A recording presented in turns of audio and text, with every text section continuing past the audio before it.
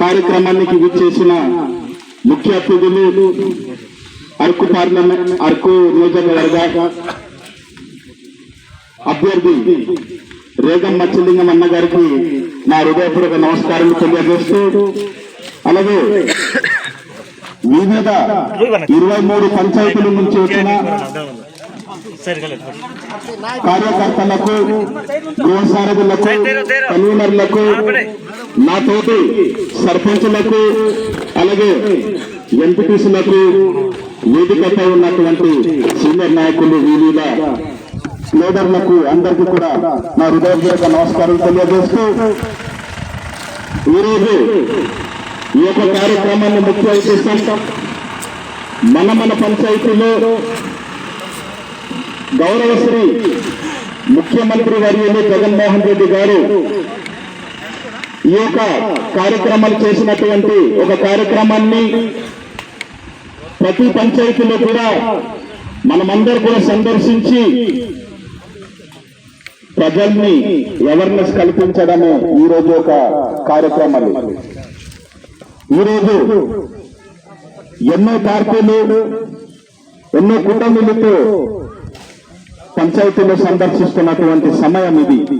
కాబట్టి ఈరోజు మనమందరూ కూడా ఈరోజు యుద్ధాన్ని సిద్ధం కావాలన్న ఒక ఉద్దేశం ఈరోజు ఒక కార్యక్రమం నిర్వహించడం పడింది. కావున ప్రతి ఒక్కరు కూడా ఆలోచించాలి.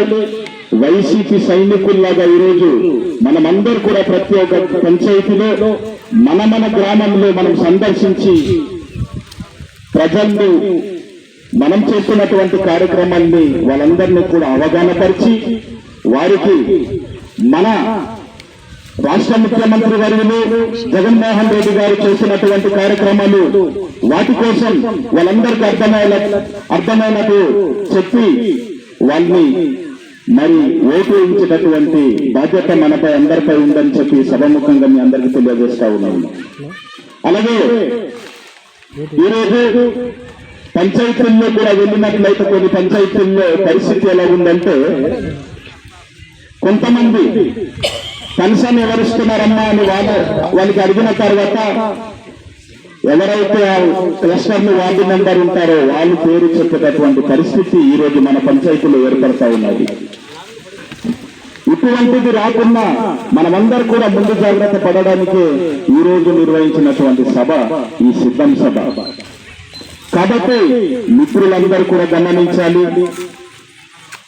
ప్రజలు ఏకపక్షాన ఉన్నారు, మాకు ఓటేస్తారు అని చెప్పడం అది మన బ్రహ్మ. కాబట్టి మనమందరూ కూడా ముందుకు పోయి ఈరోజు జగన్మోహన్ రెడ్డి గెలుపు కోసం మనమందరూ కూడా కృషి చేయాలని చెప్పి ఈ సందర్భంగా మీకు తెలియజేస్తా ఉన్నాను. ఈరోజు జగన్మోహన్ రెడ్డి గారు అక్కడ చైర్ మీద కూర్చోవాలంటే